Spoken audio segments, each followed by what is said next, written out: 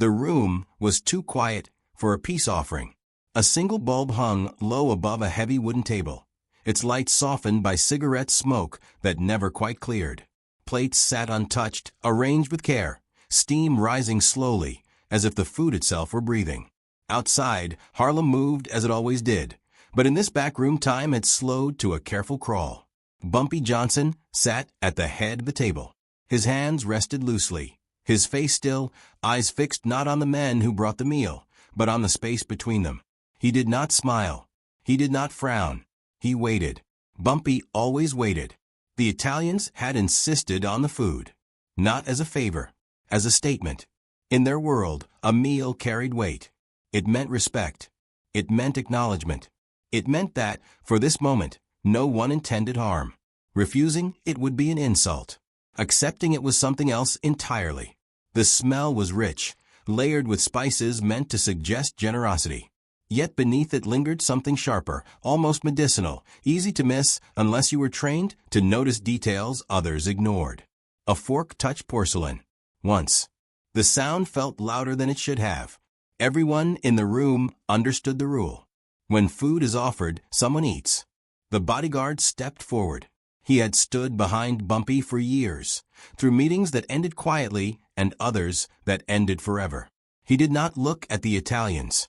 He did not look at Bumpy. He looked at the plate. One bite. He chewed slowly. Then another. Seconds passed. At first, nothing happened.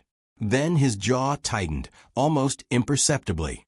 His hand moved to the edge of the table, fingers curling as if the wood could steady him. His breathing changed, shallow and uneven, the rhythm off by just enough to notice if you were watching closely. Bumpy watched. He did not rise. He did not speak. His expression never shifted. In this world, panic was an admission, and anger was a confession. Those who reacted first revealed what they feared most. Bumpy had survived long enough to know that power lived in restraint. The bodyguard swallowed hard. Sweat gathered at his temple. A chair scraped faintly as his weight shifted, no longer balanced. The room seemed to shrink around him, the silence pressing in, heavy and deliberate. Still, Bumpy did nothing. Because whatever this was, loyalty, instinct, or something far worse, it had already crossed the point of no return. And everyone in that room knew it. If you want more untold stories like this, stories they never put in the history books, subscribe and stay with us. Before that room, before the untouched plates and the silence thick with intent, there was a man who had already learned what noise cost. Ellsworth Bumpy Johnson was never the loudest figure in Harlem, and that was precisely why he lasted. While others announced themselves with threats and spectacle, Bumpy built power the way institutions do, quietly, deliberately, and with memory. He understood something early that many men learn too late. Violence attracts attention. Attention attracts challengers. And challengers, sooner or later, attract graves. Bumpy preferred something colder. He listened longer than he spoke. He remembered favors longer than insults. And when he acted, it was rarely in the way anyone expected.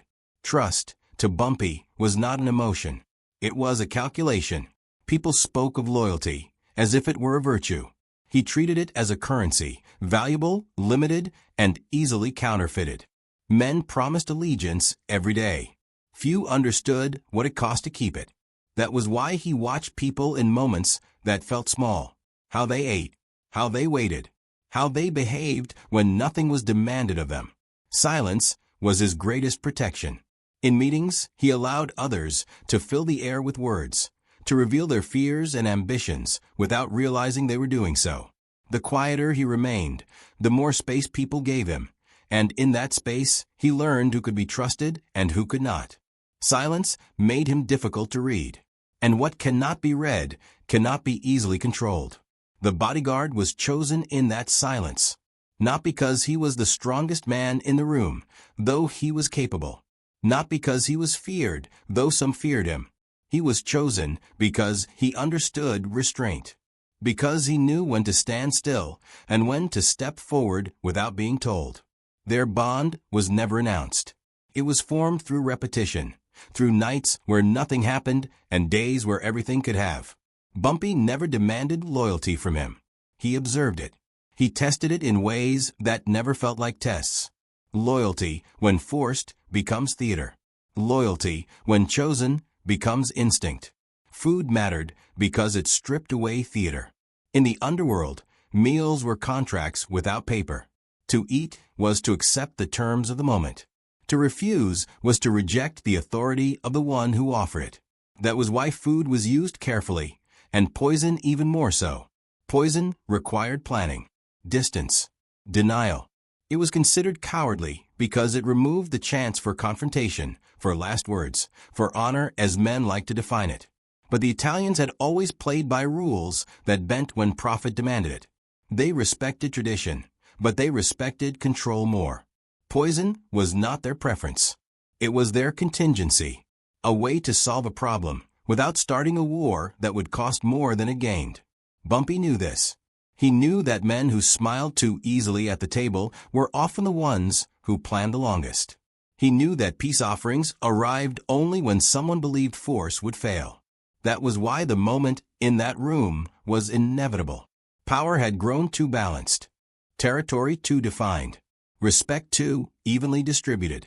Something had to test it, and tests, in Bumpy's world, never announced themselves as such. Inevitability was the language of men who understood systems. When pressure builds without release, it searches for a quiet exit.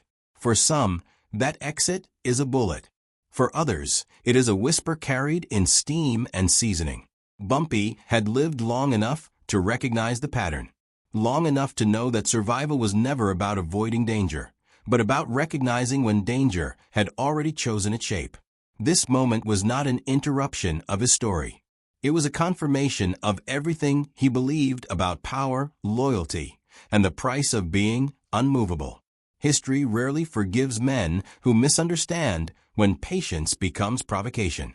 From the Italian side, Harlem was never about pride. It was about flow. Money moved through the streets like blood through a body, and for years that circulation depended on one man keeping order, without drawing attention. Bumpy Johnson did that better than anyone they had dealt with. Too well, some believed. At first, his independence was tolerated, even respected. He paid on time. He enforced boundaries. He kept outsiders from making noise that would bring heat down on everyone. But there's a line the Italians expected all partners to recognize, and Bumpy never crossed it. He stood just short of it, calm and immovable, acknowledging rules without ever surrendering authority. That balance began to feel like defiance. Attempts to pressure him failed quietly. Meetings meant to intimidate turned into exchanges where Bumpy listened, nodded, and left unchanged. Threats wrapped in diplomacy slid off him. He neither flinched nor reacted. Fear required participation, and Bumpy refused to provide it. What unsettled the Italians most was not that he was strong, but that he was consistent. Men who could be scared made mistakes. Men who could be angered exposed themselves. Bumpy did neither. Every move he made suggested that he understood the game deeper than most, and that kind of understanding was dangerous when it wasn't controlled. The resentment didn't explode. It condensed. Among the Italians, the discussion was clinical. No raised voices. No talk of revenge. Only questions of efficiency. Harlem was profitable, but only if it remained quiet. Removing Bumpy openly would invite chaos, retaliation, police scrutiny, fractures that would take years to mend. A war would cost more than it gained. So the solution had to be invisible. Poison entered the conversation not as desperation, but as design. It required no gunmen, no witnesses who could talk, no direct link to those who ordered it. It could be framed as illness, coincidence, weakness. Harlem would grieve, reorganize, and continue. That was the theory. The method mattered as much as the substance. Food was chosen because it carried expectation. A peace offering disarmed suspicion. In their tradition, sharing a meal was an assertion of goodwill, so strong that questioning it bordered on paranoia. The insult of refusal would force acceptance, or at least compliance. They convinced themselves that Bumpy had grown comfortable. that years of survival had softened his edge, that no one lives long in power without believing they are untouchable. These were comforting assumptions, dangerous ones. What they did not fully account for was how closely Bumpy watched changes in behavior. He noticed when meetings were postponed without explanation, when familiar faces sent substitutes instead of appearing themselves, when politeness became excessive, layered with smiles that stayed a moment too long, as if waiting to be believed. He noticed the way conversations ended more carefully than they began, the way promises were restated, unnecessary and rehearsed, the way peace was mentioned more often than conflict, which usually meant someone was preparing for neither. None of it was enough to accuse, but it was enough to prepare. From the Italian perspective, preparation on their side felt complete. The food was arranged, the messenger chosen, the timing calculated to appear casual, almost spontaneous. No one expected resistance. They expected acceptance, followed by silence. When the meal finally arrived, it came wrapped in courtesy. Warm dishes carried in with practiced ease. Apologies offered for the intrusion. Compliments paid, measured and respectful. Everything about the moment was designed to feel ordinary. That was its greatest flaw, because ordinary moments were where Bumpy paid the most attention. The plates were set down gently. Steam lifted into the low light. The smell filled the room. For the Italians, this was the end of a problem. For Bumpy, it was confirmation that the threat he had sensed had finally taken shape. And once shape is visible, power shifts to the one who recognizes it first. Because stories like this don't get told twice. Subscribe. Back at the table, time no longer moved evenly. It dragged, stretched, and then stalled altogether as the bodyguard stood frozen between balance and collapse. His knuckles whitened against the wood, breath scraping shallow through his chest. The food sat half-eaten, innocent in appearance, damning in effect. A flicker of unease touched the edges of the room. Chairs shifted. A man near the door swallowed too hard. Someone took a half-step forward, then stopped, unsure whether movement would help or condemn them. Panic wanted permission. It never received it. Bumpy Johnson remained seated. His eyes followed details others avoided, the tightening jaw, the tremor traveling down a wrist, the effort it took for the bodyguard to stay upright. He did not look surprised. He looked confirmed. The question hanging over the table was one no one dared ask aloud. Had Bumpy ordered this? Had he instructed the man who trusted him with his life to taste first? Or had the bodyguard moved on instinct, stepping into danger before it could reach the man he was sworn to protect? No one spoke, but the answer lived in the silence. Bumpy never gave orders like that. He never forced loyalty into spectacle. He cultivated it slowly, allowing men to decide who they were when the moment arrived. This was not a command being obeyed. This was a choice being honored. The weight of that realization pressed heavier than fear. Loyalty, when genuine, exposed everyone in the room. It confirmed the threat without a word spoken. It identified the method without a finger pointed. And it stripped the sender of deniability. Bumpy's mind worked through the situation with disciplined speed. First, confirmation. This was poison, not coincidence, not illness. Second, attribution. Only one group benefited from removing him quietly, and only one had the reach to attempt it without triggering immediate retaliation. Third, response. Not what felt right, but what would last. The bodyguard swayed now, the fight leaving his posture even as he refused to fall. Sweat darkened his collar. His eyes searched the room once, not for help, but for acknowledgement. Bumpy met that look, steady and unflinching, and gave a single, almost imperceptible nod. That nod was not comfort. It was recognition, an understanding that what was happening would matter beyond this room, beyond this night. Men would hear about it. They would draw conclusions. And those conclusions would shape how power behaved around Bumpy Johnson from that point forward. The Italians watched carefully, searching for a reaction they could use. They found none. No accusations followed. No sudden violence. Only a stillness that felt intentional, almost rehearsed. The absence of response unsettled them more than shouting ever could.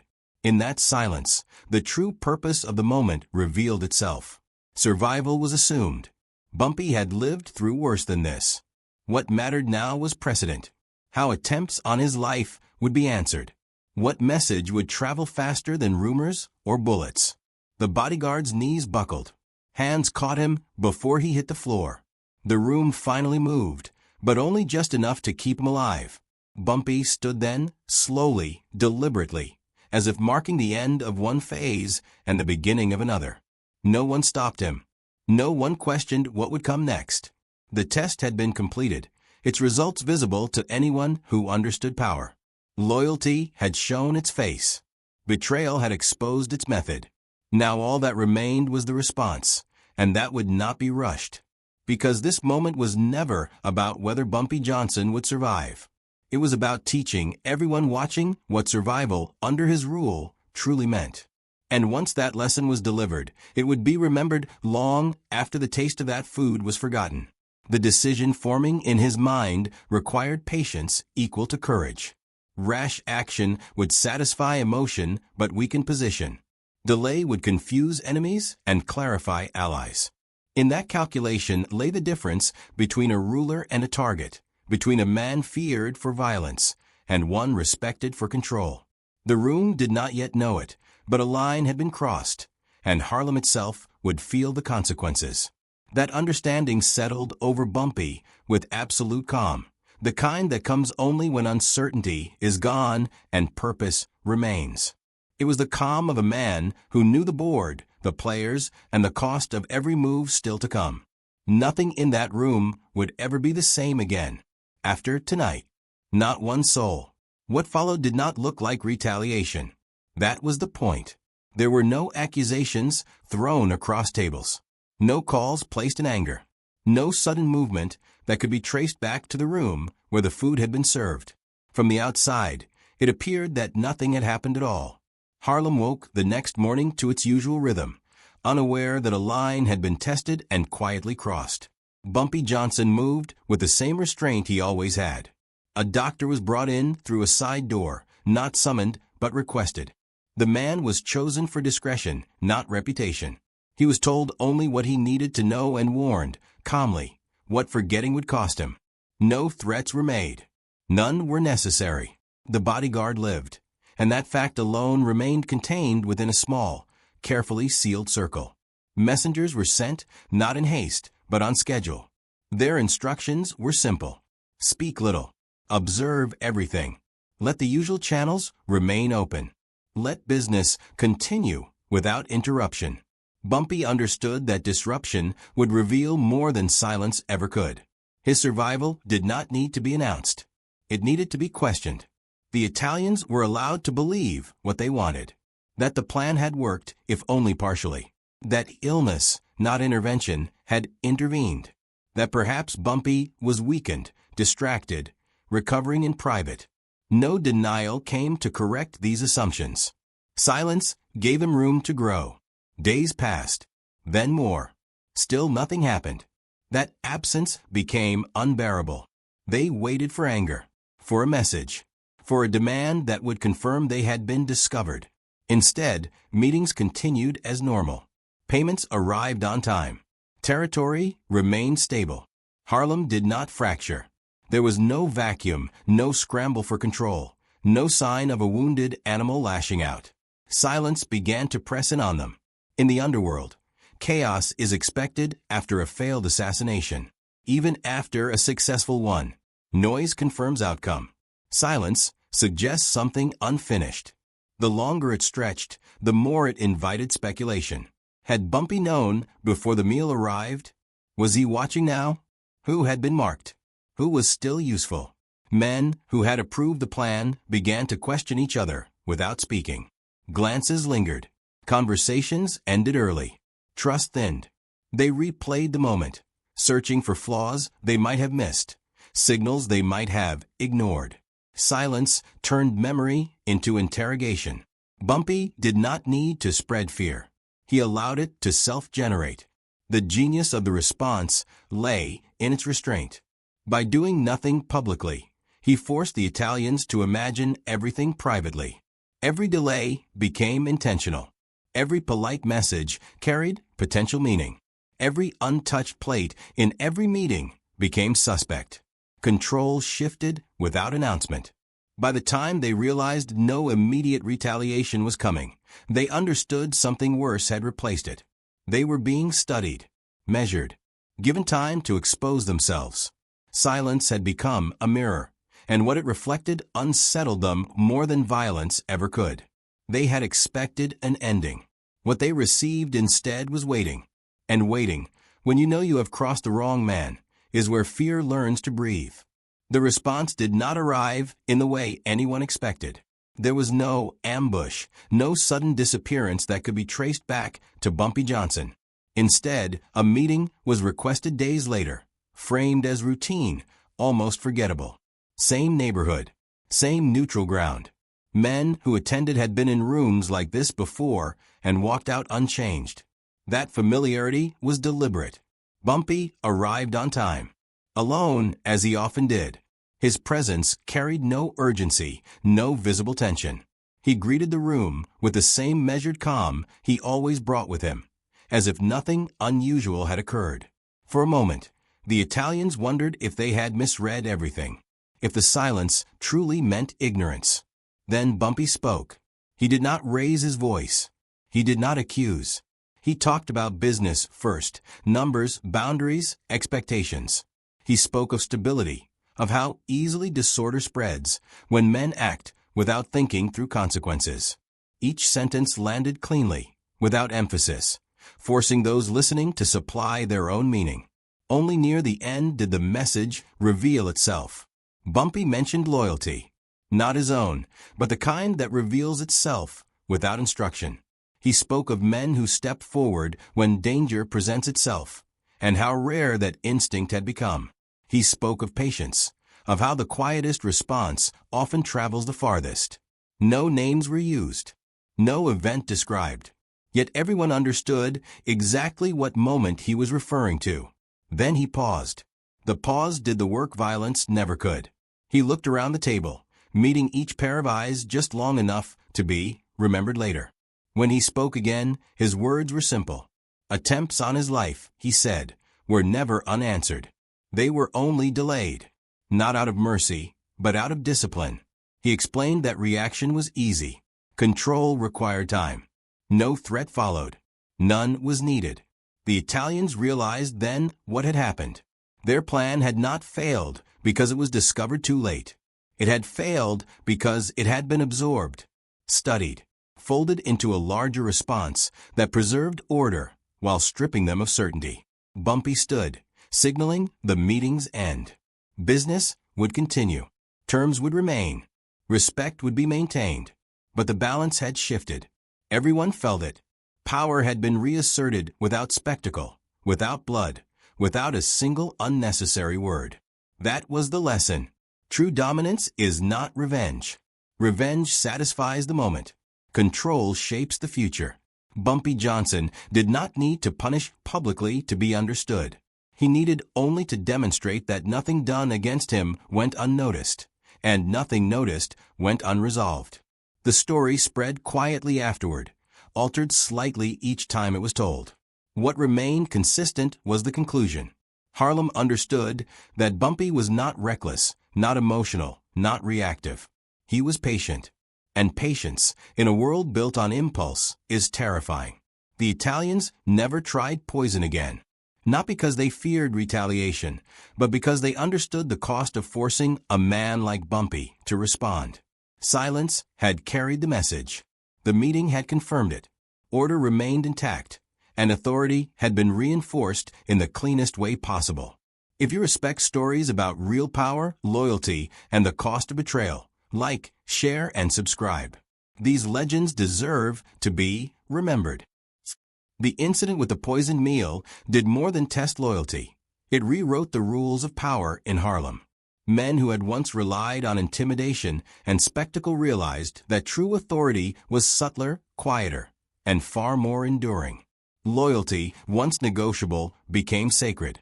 Those who served Bumpy did so with awareness that every choice mattered, that hesitation or betrayal would be seen and remembered. Respect was earned in patience, observed in silence, and enforced without the need for open confrontation. Poison, once a tempting tool for those seeking advantage, vanished from conversations. It had failed not because it was discovered, but because it underestimated the psychological depth of the man it sought to harm. Violence had its place, but stealth without strategy revealed weakness, and weakness invited ruin. Men who had considered shortcuts now understood that cleverness alone could not replace discernment, patience, and the quiet management of power. Bumpy's reputation, already formidable, evolved into something untouchable. Fear remained, but it was measured. Men whispered his name not only because of what he could do, but because of what he chose not to do. The city learned that survival and dominance were not dictated by gunfire or threats, but by restraint, observation, and the ability to turn moments of peril into lessons in authority. From that day, every underworld figure who crossed Bumpy understood that he was not a man to provoke carelessly. His power was invisible until it arrived, precise and unavoidable. His victories were never loud, they were lasting. The streets themselves seemed to bend to his timing and judgment. In the end, Harlem remembered what many others would fail to grasp, that control is stronger than chaos, silence sharper than sound, and patience deadlier than impulse. In a world built on violence, the most dangerous man was the one who never raised his voice.